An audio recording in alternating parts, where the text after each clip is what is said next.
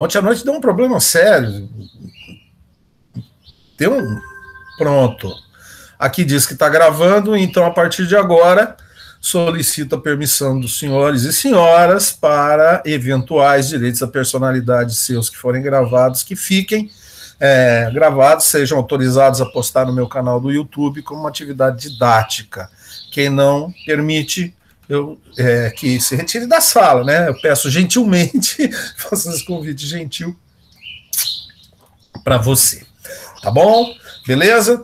Então tá. Tudo em ordem, gente? Tudo em ordem, né? Temos 18 pessoas na sala. Vamos iniciar aqui a apresentação da nossa primeira aula.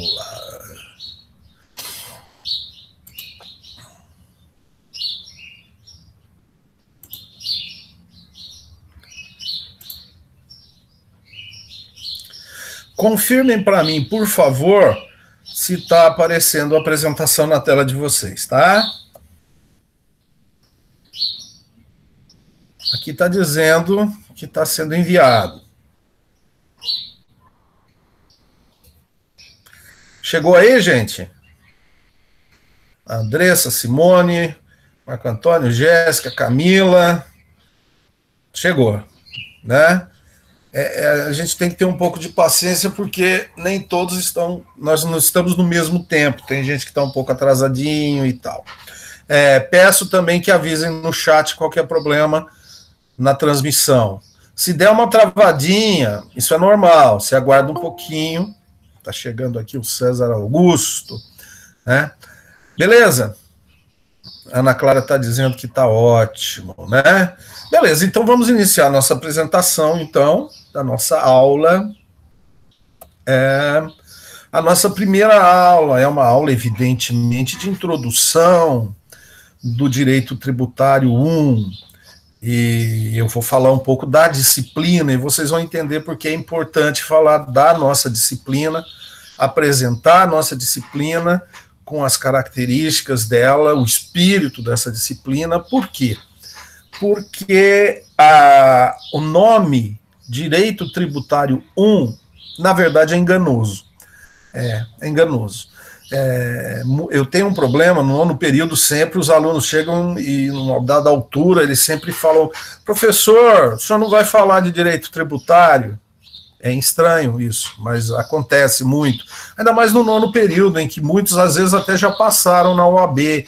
Então foram fazer cursinho, e no cursinho pega lá o direito tributário, e o professor do cursinho, de outras coisas que você viu, está falando uma coisa, eu estou falando outra. Isso porque, na verdade, o direito tributário 1, ele é muito mais amplo que simplesmente o fenômeno da tributação. Vou explicar de maneira rápida para você o que é o fenômeno da tributação. Ora, é a forma civilizada que nós encontramos de dar condições para o Estado meter a mão no seu bolso e não pegar tudo. Basicamente é isso, tá? Isso, em resumo. Tá indo bem, gente? Eu vou pedir sempre que você dê um toquezinho no chat, alguma coisa, porque é agoniante você ficar olhando para a tela do computador e não saber se a coisa está rolando, tá? Então, veja bem, isso é o direito tributário. Só que antes do direito tributário, existe uma outra área de especulação científica que é importante e que eu vou explicar para vocês hoje, e cada vez mais importante, inclusive está se tornando muito mais importante que o próprio direito tributário, que é o chamado direito financeiro. Responde aqui no chat para mim, quem já ouviu falar do direito financeiro? Alguém já ouviu falar? Já tinha ouvido falar? Normalmente ele é apresentado, né? A Simone não ouviu, o Etani não ouviu, também a Jéssica. Normalmente o Ricardo, o Marco Antônio já tinha ouvido falar, né?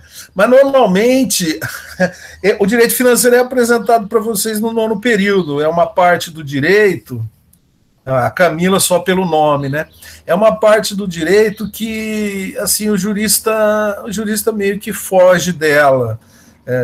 Mas vocês vão entender, e eu pretendo explicar isso para vocês hoje, a importância que está tomando o direito financeiro. Só para vocês entenderem mesmo, o impeachment da Dilma Rousseff foi causada e discutida em direito financeiro.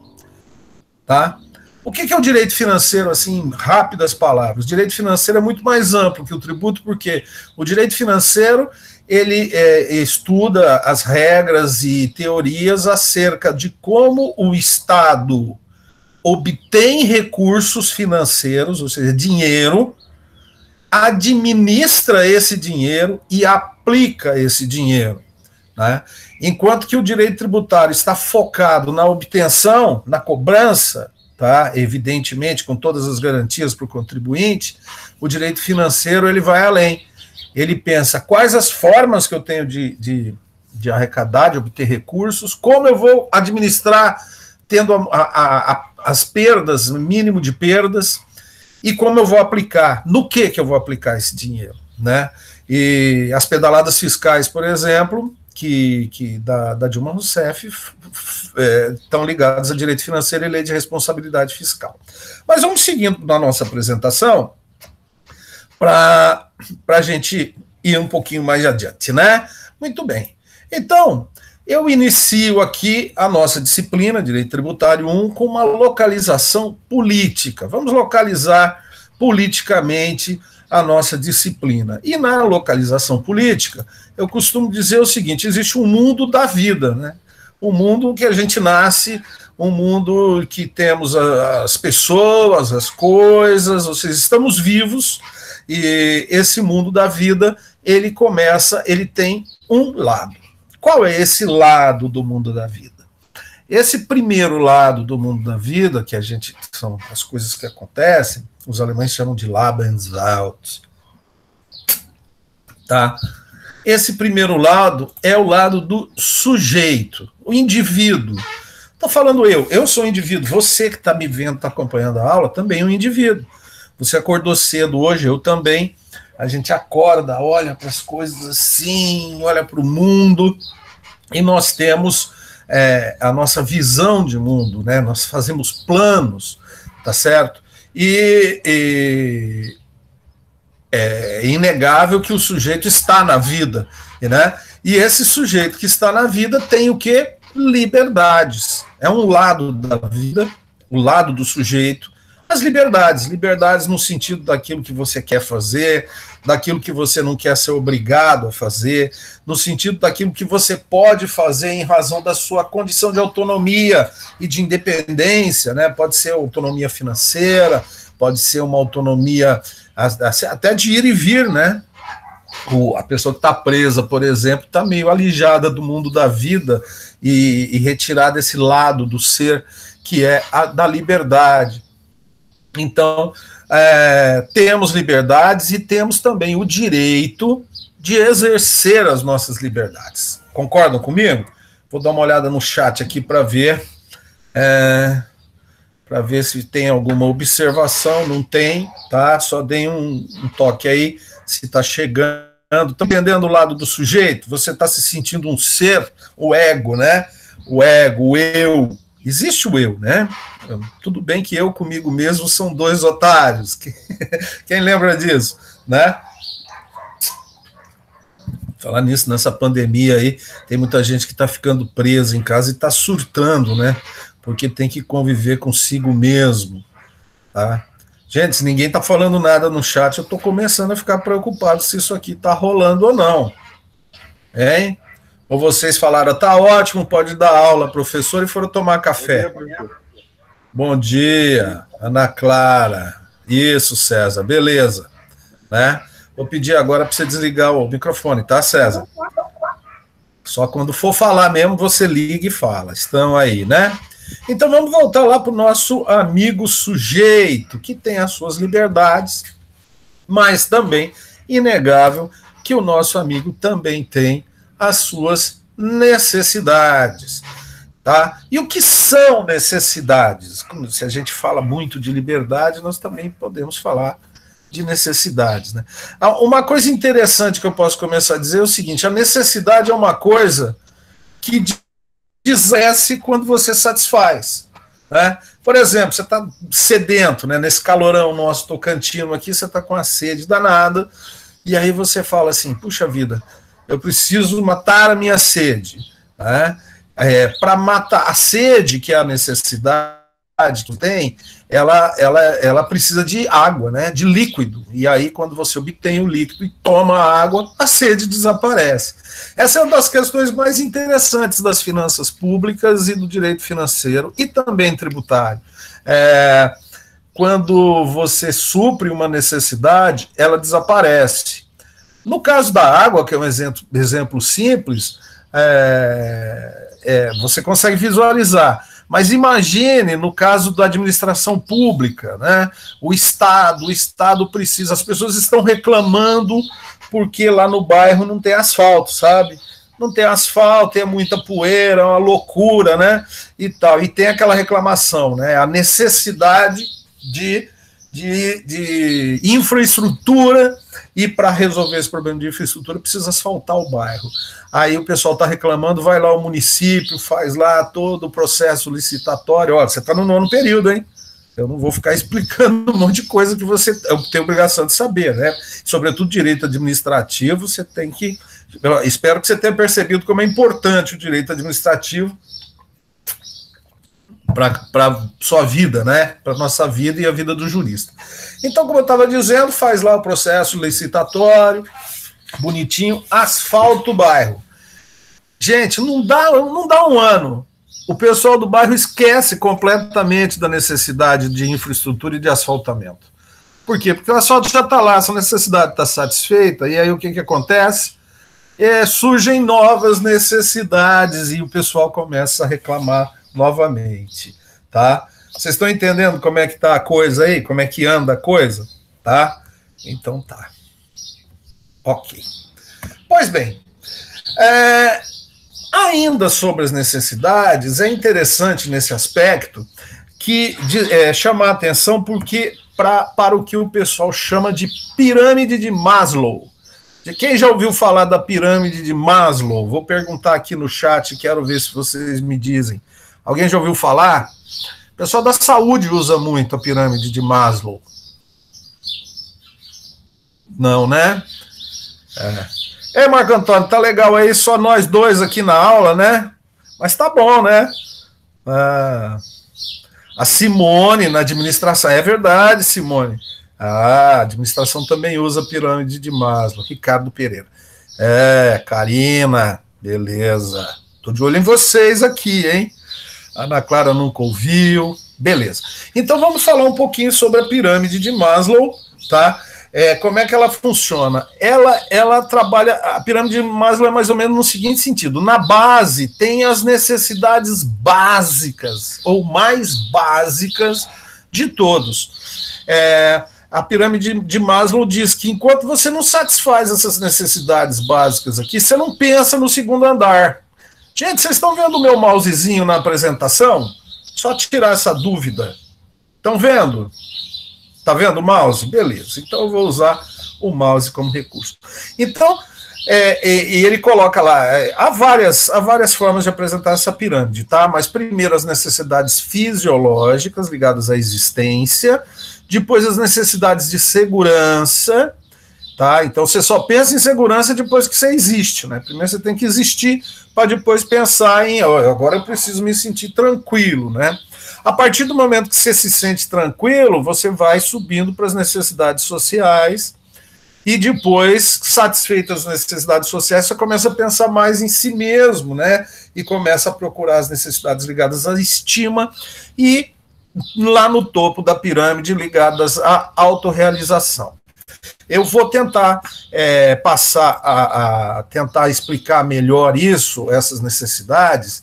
Eu achei esse quadro aqui bem interessante e eu quero que você, já nessa altura do campeonato, que entendeu um pouco a nossa disciplina, pense sob o ponto de vista da administração pública, tá? Tente pensar sob esse ponto de vista, como se você fosse um prefeito, governadora ou a presidente do nosso país e soubesse que os indivíduos, nós estamos no eu aqui, né, no sujeito, no ego, eles têm algumas necessidades e eu quero que vocês pensem, eu vou dar alguns exemplos e a gente vai interagir no chat a respeito de alguns serviços públicos ou políticas públicas que são necessárias para satisfazer essas necessidades, tá?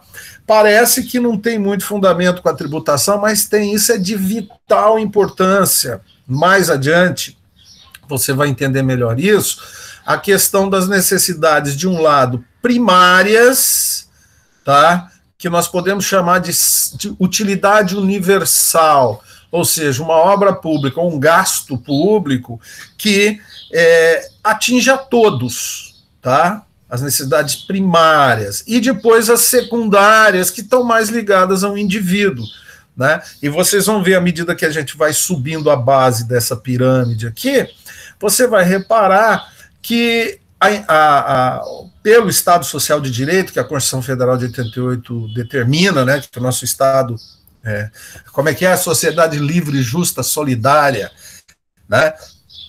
Garantir o desenvolvimento nacional, erradicar a pobreza e a discriminação, lembra lá o artigo 3º da Constituição? Tá. Então, você vai vendo que à medida que a gente vai subindo na pirâmide aqui para as necessidades secundárias, você vai visualizar poucas atividades estatais ou políticas públicas que tenham a finalidade de satisfazer essas necessidades. Não estou dizendo que não tem, tá? Mas isso diminui. Então vamos começar aqui com as fisiológicas, né? E eu vou pegar aqui, nós temos aqui, vocês estão vendo bem as figurinhas aí, gente? Porque aqui no meu computador a imagem aparece grande, né? E no seu? Dando para ver? Ótimo, beleza, né? Então vamos lá, vamos começar aqui. Tem uma pratinho aqui com comida, né? Necessidade de alimento, né? Aqui tem a questão do sono, né? Você precisa descansar. Quem não dorme fica doente, morre, né? A questão da hidratação, a água, né? E aqui eu já falo assim: a quem incumbe garantir a qualidade da água para o cidadão? Incumbe a quem? Se você pensou assim, peraí, isso aí é uma coisa tão básica que o Estado deve fornecer água tratada para a população. Pois é, você já está começando a pegar o espírito da coisa, né? E como é que ele vai fornecer água tratada para a população? Ele vai fazer assim, com o dedo e vai aparecer água? Não, né? Vai precisar, seja montar uma companhia pública de saneamento, de tratamento, para captar essa água na natureza, tratar essa água, levar essa água por encanamentos que precisam ser mantidos, e para isso precisa de... a Keliane está chegando, seja bem-vinda, Keliane. Estava falando da água, né? O encanamento que precisa ser mantido, vira e mexe, estoura aí um cano d'água, uma adutora, aí tem que ter gente para resolver esse problema, né? Também tem que medir essa água, né? Tem que medir, tem que saber. E tudo isso custa dinheiro. Por quê? Porque o Estado não é mais aquele Estado orgânico que absorve os seus cidadãos e fala assim: olha, por dever público você vai agora trabalhar na companhia de saneamento, né? Não é um Estado orgânico. E também outra coisa importante, e aqui tem uma coisa que só no direito financeiro mesmo, né? O direito é tão cheio de terno e roupas chiques e fórum e pompa, né? O direito financeiro lembra aqui dessa figurinha aqui, se vocês estão vendo, né? Que eu sempre digo do cocô, né? Ai, meu Deus, professor, não fala isso, né? Aí o Eudinei já falou o Estado, né? Pois é. Imagine uma cidade grande, cidade de São Paulo, 20 milhões de pessoas. Um pelo outro, nós podemos dizer que são 20 milhões de cocôs todos os dias, né? E aí, o que a gente faz com tudo isso? Né? A gente normalmente não lembra, a maioria das pessoas não lembram de como é complicado a questão do saneamento básico, né? Tanto a questão da água quanto a questão a questão do saneamento, né? Que isso custa dinheiro. E o mais importante, o Estado hoje, ele não presta serviços gratuitamente, ele tem que pagar por isso, porque nós somos cidadãos livres. E o que nós esperamos do Estado? Nós também esperamos que seja um serviço profissional. Nós esperamos, quando você liga 190 e chama a polícia, você não fica esperando que apareça um miliciano de bermuda com uma pistola na mão para resolver o seu problema. Você espera que chegue a PM, alguém que é fardado, que foi treinado, que sabe o que está fazendo, na verdade. A mesma coisa no hospital, né? Você não pode chegar no hospital público querendo ser atendido e tem lá um agrônomo, né? Aí, por que você está aqui? Não, é porque o Estado não cobra impostos de mim, mas pede que eu fique uma vez por semana aqui no hospital. Isso é uma situação eu quero saber, eu quero observação de vocês a respeito disso, né? Eu quero ouvir você aí no chat. O que você está achando? O que você está achando da aula nessa altura do campeonato? Já são 7:50, hein? Nem fala nada. Dá uma agonia. A aula tá boa. Isso, César. Beleza. Né? Tá interessante, Ana Clara? Eu falo, essa é explicativo. Essa disciplina é sensacional, na verdade, porque tem a ver com a vida da gente.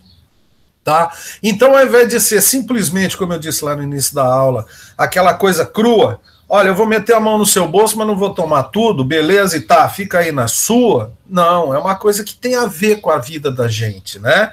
A questão das finanças públicas, né? Então, seguindo aqui, você imagina o quê? Olha só quantas necessidades primárias, né? Eu posso aqui, ó, alimentação, né? Alimentação, tem que chegar comida na nossa mesa. Para chegar comida na nossa mesa, para começar, a comida que a gente compra não pode ser estragada, né? Tem que ter uma vigilância sanitária para dar uma olhada, para atestar a quem incumbe a qualidade dos produtos.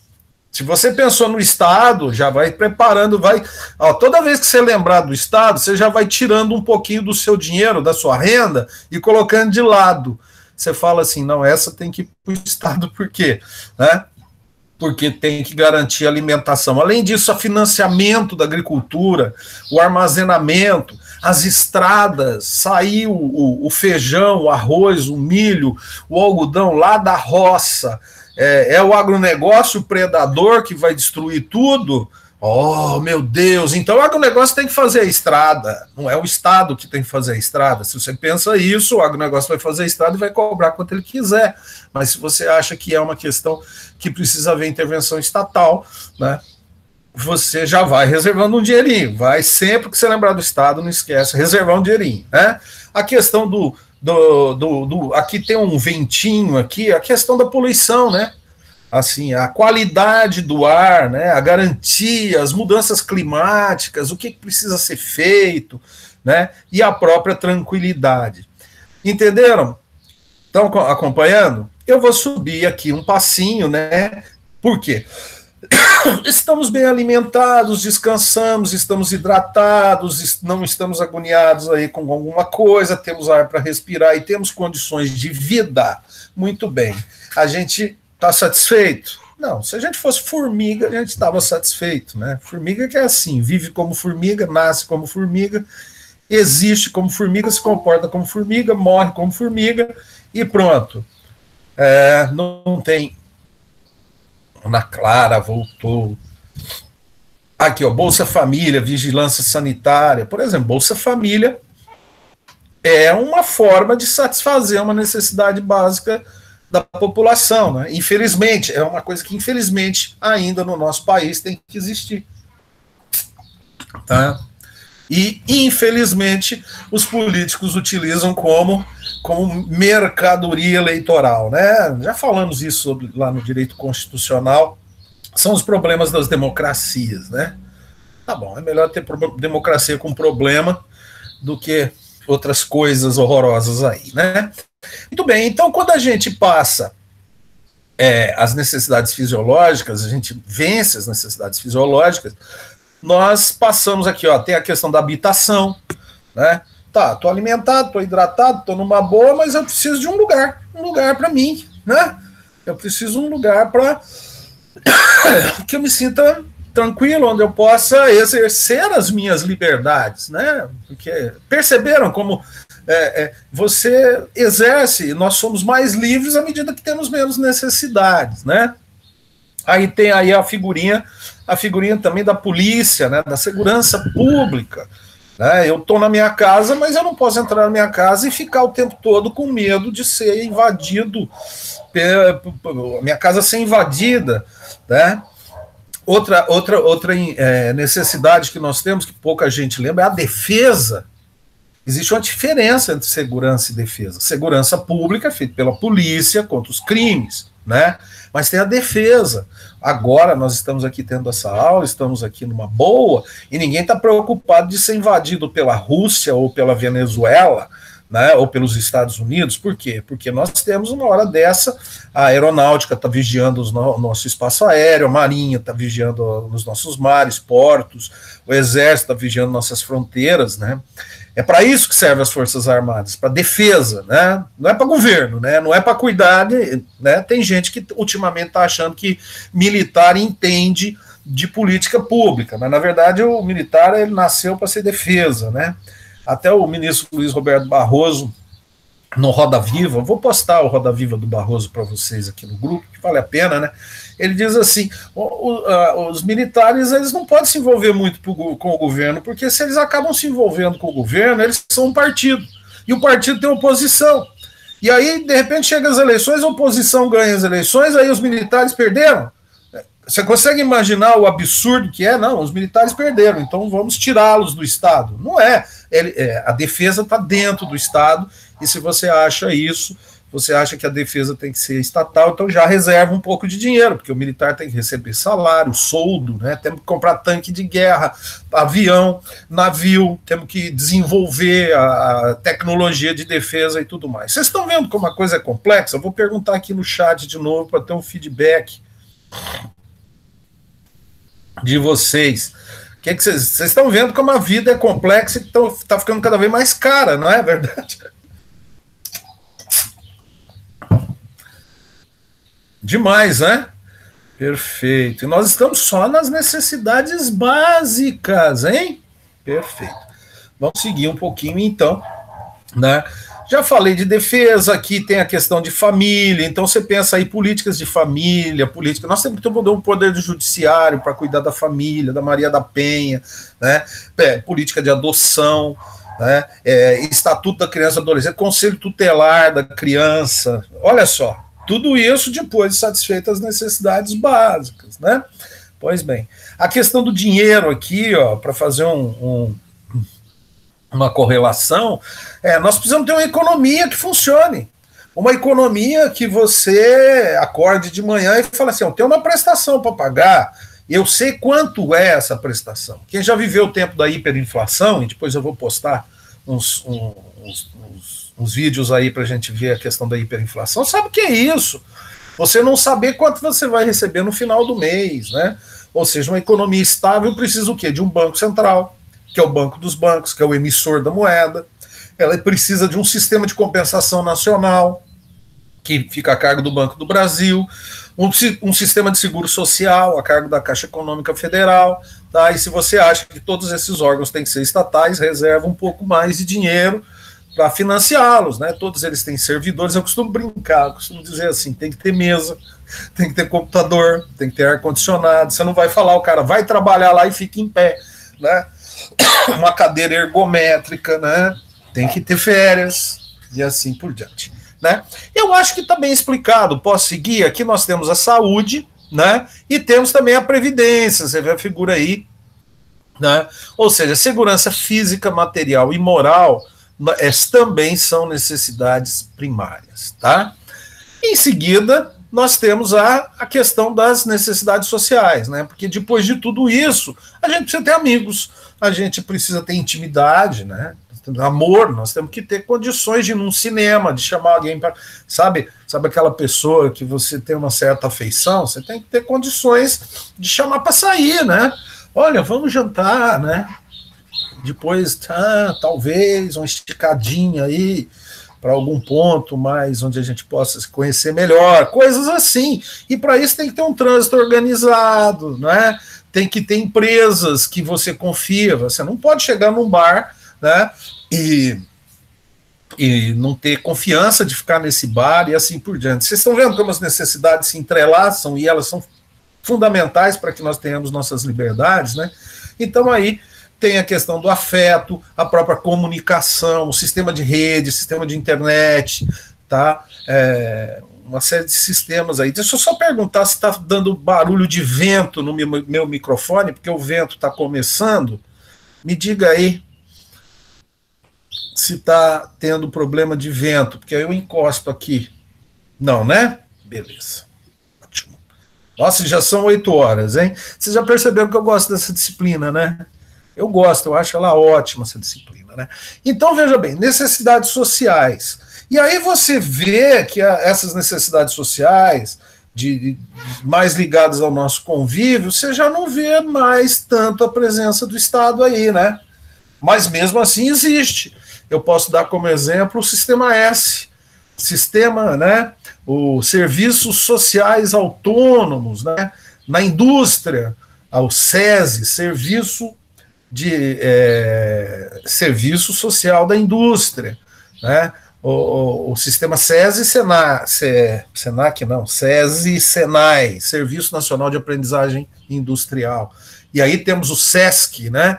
O SESC, ele traz para a gente cultura, o SESC traz saúde, o SESC, que é ligado ao comércio, né? Serviço Social do Comércio, e o SENAC, Serviço Nacional de Aprendizagem Comercial, eles servem para satisfazer essas necessidades sociais, né? Não são só esses, tá bom? Finalmente, a gente começa a pensar em estima, né? A pirâmide vai subindo aqui, autoestima, confiança, você tem que ter o respeito dos outros, todo mundo quer, né? Ter o respeito dos outros. E aí nós podemos pensar em formação, né? Formação profissional, a pessoa tem que ter um trabalho, tem que falar assim, eu sirvo para isso, nisso eu sou bom, né? E a questão de amizade e assim por diante, tá? Primeira semana de aula, a garganta não está muito acostumada. Vocês viram minha garrafinha? Bonitinha minha garrafinha. Quem gostou da minha garrafinha, dá um oi no chat aí pro tio. Hã?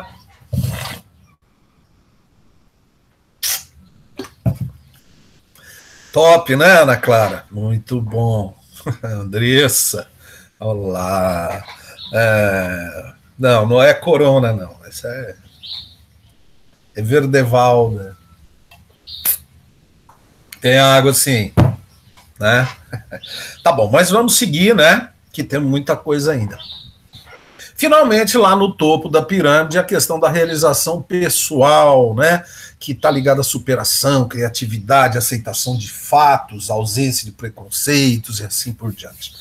Professor, o senhor consegue dar um exemplo de uma necessidade que está lá no topo da pirâmide e que eu imagino que o Estado financia e, portanto, eu financio, eu pago via tributação? Tem um exemplo sensacional, sabe? Alguém aqui lê poesia tocantinense? Eu quero ouvir no chat aqui. Quem lê livro de poesia tocantinense? Me diga. Você lê? Silêncio mortal aqui no chat, né? Nunca leu, né, Ana Clara? Pois é, nem a Simone, nem a Camila, a Jéssica também não.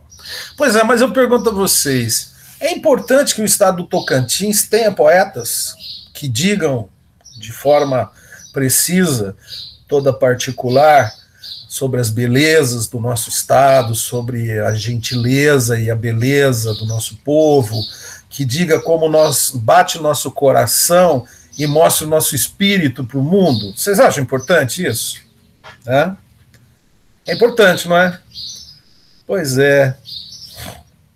Aqui, Andressa, não li, mas escutei. Escritor Jânio Rocha, pai da minha prima. né? E isso vale para a música tocantinense, isso vale para a nossa cultura, para a nossa culinária, para o nosso jeito de ser e estar, não é verdade? Pois é.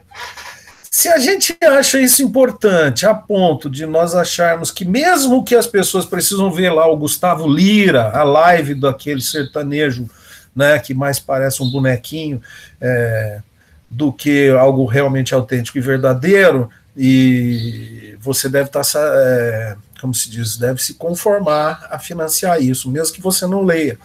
E aí eu vou dar o exemplo do Fundo Estadual de Cultura. O Fundo Estadual de Cultura é um percentual da arrecadação do ICMS, se não me engano, agora, né, é tanta coisa, mas eu acho que é o ICMS do estado do Tocantins, 0,5% lá de tudo que é arrecadado vai para o Fundo Estadual de Cultura, e através do Fundo Estadual de Cultura saem os editais onde os poetas podem se autorrealizar publicando um livro. O cineasta pode se realizar publicando a sua visão particular de mundo, né? Vocês entenderam? Entenderam um exemplo de necessidade individual do topo da pirâmide que muitas vezes nós acreditamos, porque tudo é questão de acreditar, né? Nós aceitamos financiar? Dá uma resposta aí no chat se vocês entenderam essa onda aí. Entenderam?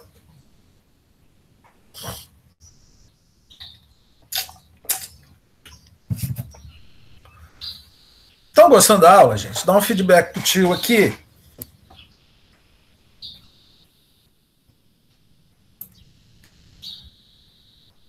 Isso, muito bem.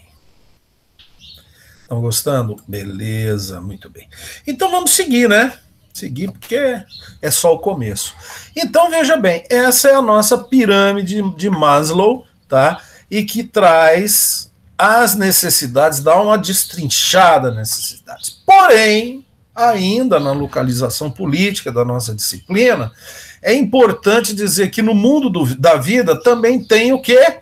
O que tem no mundo da vida? Também tem o que nós chamamos de outro lado. E o que é esse outro lado?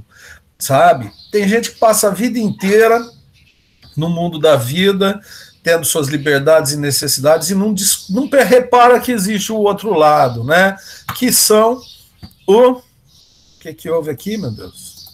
O outro lado, que são os outros, né? Não é verdade? A gente não está sozinho no mundo da vida, não tem apenas as nossas liberdades e necessidades. Também temos o que chamamos de alteridade, que é o outro lado, né? E o outro lado também tem liberdades coletivas, e também tem necessidades, tá? E aí a coisa começa a ficar mais enroscadinha um pouco, porque já começa, surge já um primeiro conflito entre as liberdades e necessidades do eu, do ego, do indivíduo, diante das liberdades e necessidades da alteridade, dos outros, né? E isso porque não há recursos financeiros e recursos materiais para satisfazer toda e qualquer liberdade e necessidade. Os recursos são escassos, né? E aí isso envolve um negócio chamado escolha. Nós temos que fazer escolhas, sobretudo quem está administrando o Estado. Ele tem que escolher. Agora, nesse período de pandemia aí, vocês já devem ter ouvido falar que tem médico que está tendo que escolher quem vive e quem morre porque não tem leito de UTI. Né? Isso é uma escolha. Qual é a natureza dessa escolha? Política. Né? E é importante nós entendermos, então, nessa altura do campeonato, que não é uma missão fácil ser administrador público. Antes tivesse recursos à disposição e não precisasse cobrar tributos da população e o Estado pudesse nos dar tudo. Mas isso é uma situação absolutamente absurda. Tá? Eu costumo dizer que se chovesse dinheiro, nossa vida seria miserável. né? E mais adiante, é um dos pontos que nós vamos trabalhar na nossa disciplina, é a questão do fluxo de dinheiro, o próprio dinheiro, tá? Todo mundo entendeu essa questão da alteridade aí, gente? Do conflito que existe? Estou aqui aguardando aí um toque de vocês.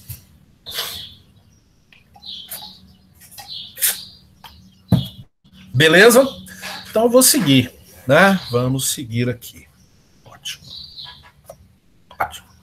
Então, lembrando que tá voltando aqui, não sei porquê.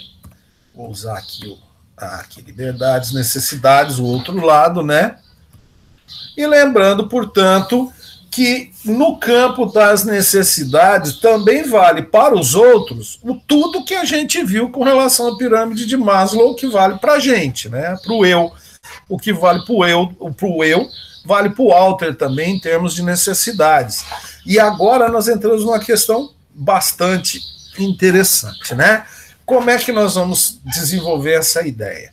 Bom, qual que é o resultado do eu vivendo com os outros, né? Do ego mais o alter, né? A soma do sujeito com a coletividade. Nós chamamos, evidentemente, sociedade, né?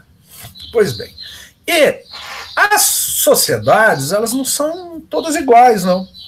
Tá? Há sociedades que são mais desenvolvidas, as sociedades que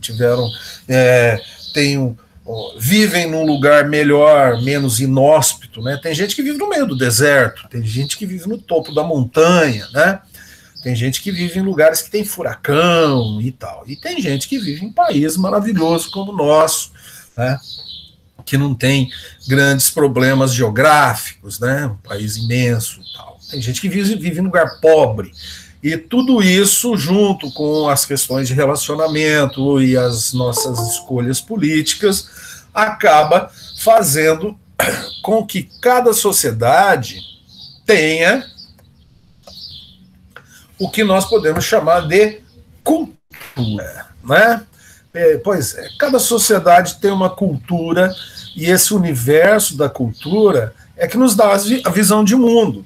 E como nós todos aqui somos brasileiros, podemos dizer que a gente conhece um pouco o que é ser brasileiro. A gente sabe que não é para amador, né? É coisa de profissional ser brasileiro. Por quê? Porque a nossa cultura, a cultura nacional, é uma cultura estatista. Tá?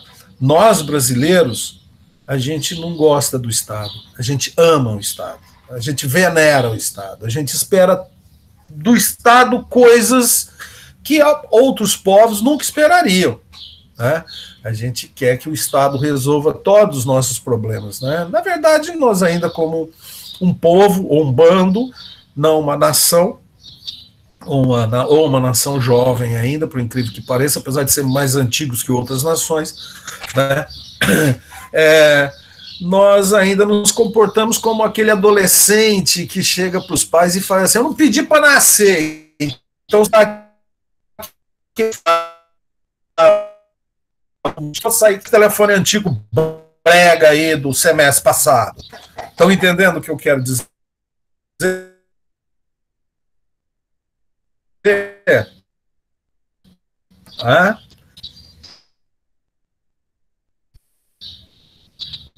Tando um pouco o som. É só esperar um pouquinho que ele costuma... Cortou um pouco, mas já deve ter voltado. Beleza. Então vamos seguir, né? Ou seja, nós brasileiros temos aquela cultura de achar que muitas necessidades, tanto individuais como coletivas, devem ser satisfeitas pelo Estado, e por incrível que pareça, a gente acha que a gente é ingênuo, a gente acha que a gente não tem que pagar por isso. Tem muita gente que acha que o Estado, por ser Estado, ele tem dinheiro. Como se fosse um Deus, sabe? Uma espécie de Deus todo-poderoso que simplesmente falasse assim: faça-se a riqueza, tá? E tá tudo resolvido, não é isso? Realmente, essa questão cultural é uma das questões que faz com que o direito financeiro e o direito tributário também seja uma espécie de... tem uma rejeição, né? É muito melhor trabalhar lá com o penal, né? ou você ser aquele juiz herói que dá aquela sentença lá de direitos fundamentais, condenando o prefeito a pagar um tratamento médico para o Zezinho, que tem uma doença rara e que custa 50 milhões de reais, porque está na Constituição, né? E aí o prefeito fica falando o seguinte, pensando com ele, né? Puxa vida, né? Se eu tivesse 50 milhões aqui para comprar merenda escolar, para fazer escola, para resolver problema de saneamento, que mata muito mais gente de verminose do que o Joãozinho, né? Mas, infelizmente, o juiz está mandando, eu tenho que cumprir. Vocês estão entendendo o drama? Me diga aí quem é que está entendendo o drama da coisa.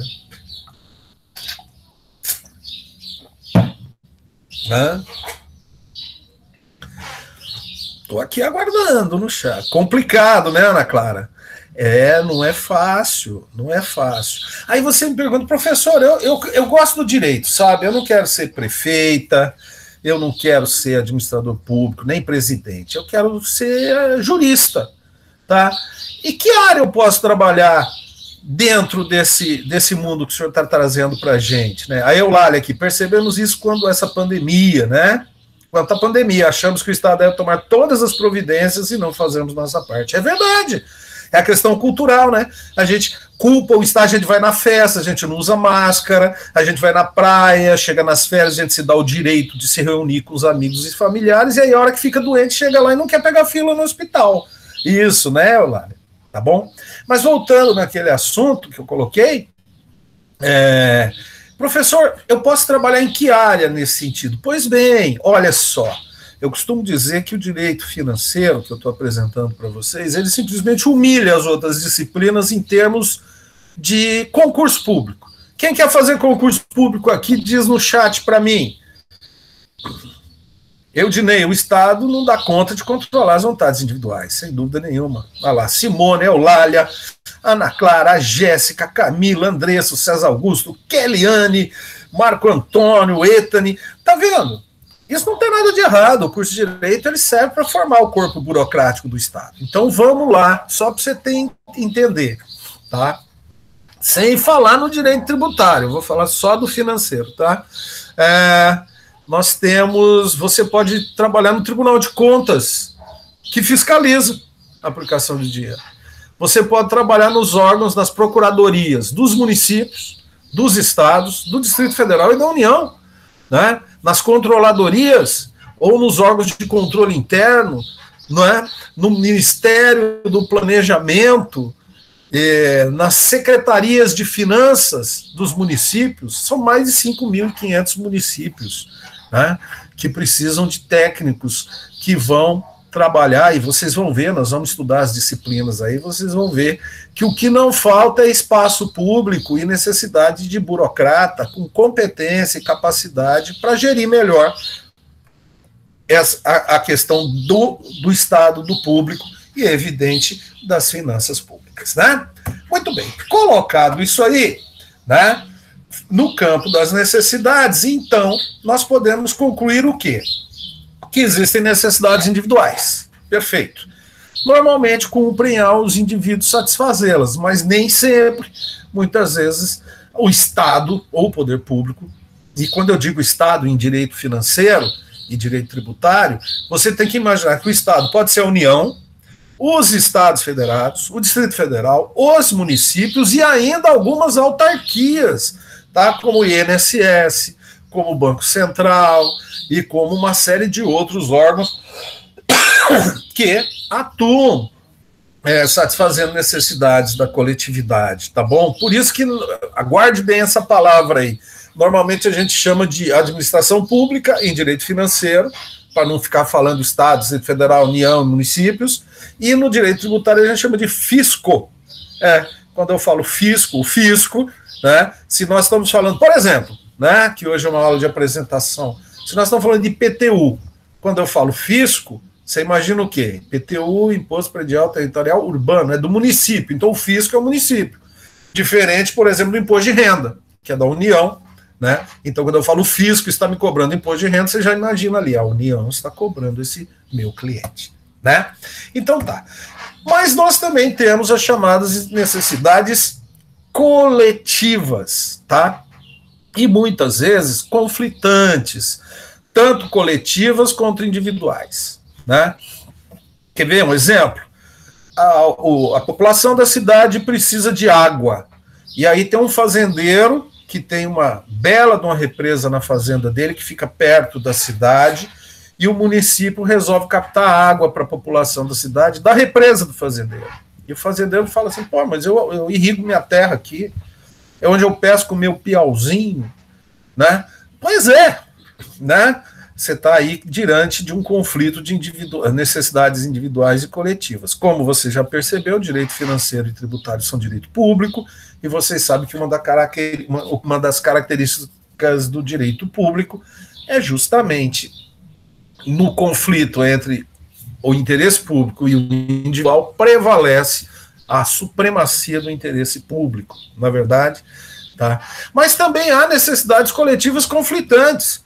Determinado bairro da cidade quer o assalto, outro bairro também quer, né? E você lá na administração pública você tem dinheiro para asfaltar um bairro só, tá? E aí, como é que faz a coisa funcionar, né? Ou no caso de Gurupi mesmo, que está sem transporte coletivo, como é que faz?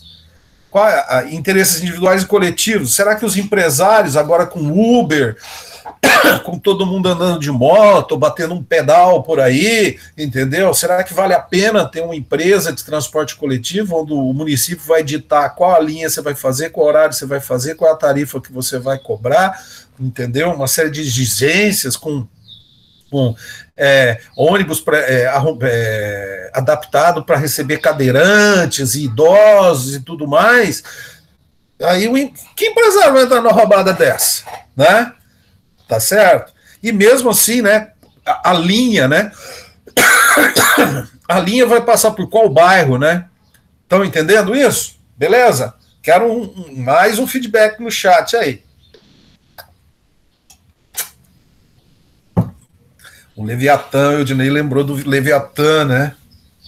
Estão gostando, gente? Estão curtindo? Ah? Fala pro tio. Tava com saudade de mim? Eu tava com saudade de alguns de vocês, não de todos, né? Assim é a vida é assim, né?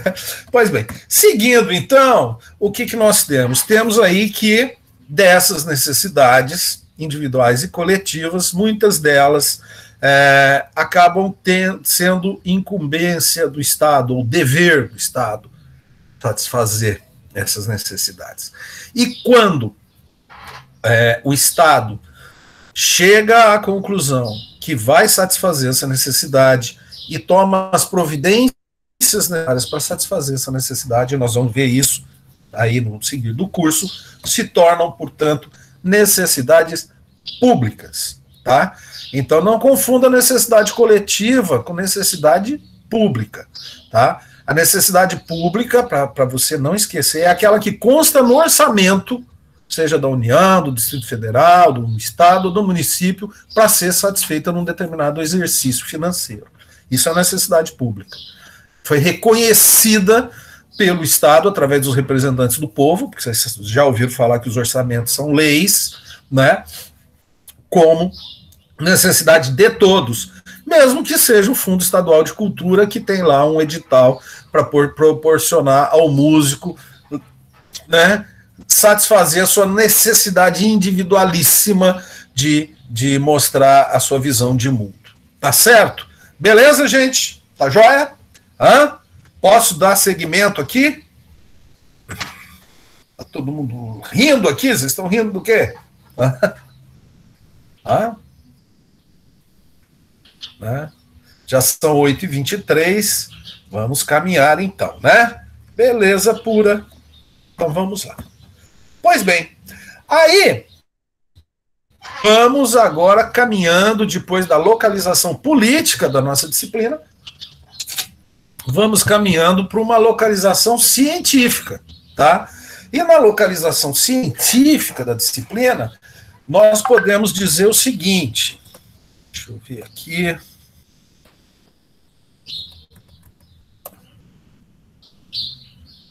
Ok. Só confirmar aqui. Beleza. Tá? E na localização científica, tá? Nós podemos fazer a seguinte pergunta, tá? E as liberdades? Né? No campo das liberdades, como é que nós resolvemos as liberdades? Principalmente nós do direito, né? Porque agora, se a localização é científica, nós estamos falando da ciência, do direito. Eu posso dizer, né, que no campo das liberdades, o direito, que é o campo do dever ser, ele se dá muito bem. Ele é satisfatório para resolver liberdades, né?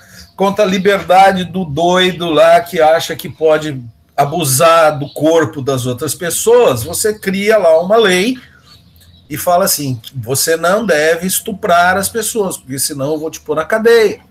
Não é isso? Em outras palavras, né? No mundo do direito, no nosso mundo do dever ser, das coisas que devem acontecer, né? A primeira coisa, através do sistema do direito, nós fazemos uma constituição, né? Jurisdicizamos essa situação das liberdades e constituímos o Estado. Nós criamos o Estado através de uma Constituição, regulamentamos quem manda, né, como manda, quais os limites, o que pode ser, o que não pode, garantia dos direitos fundamentais, o formato do Estado e os seus objetivos, e impomos, o Estado tem o poder legislativo, né, o poder de criar leis que são impostas sob pena de sanção à população. É um poder político o das liberdades, né? Claro, não é tão simples assim, a gente sabe que não é. Rosália está chegando agora. Não é tão simples assim, mas de uma maneira razoável o direito consegue resolver isso, né?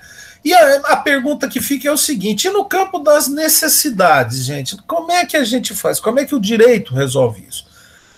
Você já deve ter imaginado aí no 9º período que o direito dizer que todo brasileiro tem direito a um prato de comida, a cama, mesa, roupa lavada, cineminha no fim de semana, cervejinha e beijinho no final da noite, não vai resolver. O mundo do dever ser é diferente do mundo das necessidades, porque as necessidades elas não estão ligadas àquilo que deve ser, elas estão ligadas àquilo que é, né? É o campo, portanto, da economia. A economia que cuida do mundo do ser, das coisas que são, né? Uma coisa é você colocar na lei que todo brasileiro tem direito às 9h30 da manhã a comer uma coxinha. Outra coisa é você ter 3 pessoas e 2 coxinhas. Como é que nós vamos dividir essas coxinhas? Vai ter que dividir, ou vai ter que fazer um sorteio para que uma fique com fome, né? Os economistas costumam tirar a onda da gente, eles falam assim, vocês juristas são muito bons para dizer como as coisas devem ser. Como as coisas são, efetivamente, nós economistas é que falamos, né? Por quê? Porque a economia, ela cuida, basicamente, da escassez. É o mundo fenomênico, o mundo do fenômeno, dos fenômenos, dos fatos, né? Nós, no Brasil, não temos escassez de normas jurídicas, mas temos escassez de alimento, de estradas, de infraestrutura, de saneamento, de educação, saúde, né, justiça, defesa. É bom parar por aqui, né? Porque o que não falta para a gente é escassez, né? E a economia trabalha com uma lei, a simples lei da oferta e da procura, a lei de mercado, né? Também a economia trata disso, né? Tem muita gente querendo comprar ivermectina. O que acontece com a ivermectina? O preço sobe, né? Aí ninguém quer comprar doce de caju, não está na hora, ninguém está afim, o preço cai, né? A questão de oferta e procura ligada à safra, à oferta de bens e tudo isso. E aí nós não estamos falando mais de um poder puramente político, né? Que muitas vezes influencia no poder político, que é o poder econômico, né? Pois bem, na nossa localização científica, então, a pergunta é: há uma área de especulação científica que se ocupa dessa aparente contradição ou choque de interesses entre direito e economia? o direito com o seu dever ser, a economia com o seu ser, o direito procurando um bem comum, enquanto a economia procura distribuir melhor os bens escassos, o direito enchendo de garantias o cidadão e a economia preocupada com a segurança dos negócios, né? Do cara poder fazer um contrato e ter ele cumprido, investir o seu dinheiro e não correr o risco de ser confiscado, né? E assim, dessa forma, o direito com as suas formas de previsão e a economia tentando prever também o futuro, saber quanto nós vamos ter para distribuir e tudo mais. Existe esse campo de especulação? Existe sim, e esse campo que trabalha é o que nós chamamos ciência das finanças, tá? Como você já deve ter percebido, muito mais amplo que o simples arrecadação do direito tributário, e aí nós temos dentro da ciência das finanças, nós temos de um lado as finanças públicas, quando nós estamos falando de buscar recursos, geri-los, administrá-los e aplicá-los, e esse ente que faz isso é o Estado, né? Então quem cuida disso é o direito financeiro. E uma advertência, não confundir com as finanças privadas, muitas vezes regulamentadas pelo direito econômico, que também tem a ver com o público, né? Mas as finanças privadas está mais ligada à questão do fluxo de capitais, emissão de moeda, está ligada a controle de bolsa de valores, investimentos e tudo mais, tá?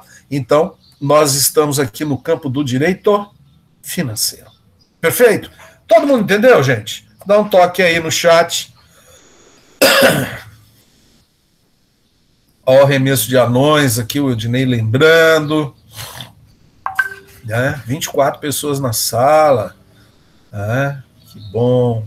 Muito bem. Já 8h30, então já vamos caminhando para o nosso intervalo, né? Isso. E aí você me pergunta, professor, no campo das finanças públicas, no campo do direito financeiro, o que nós estamos falando mesmo?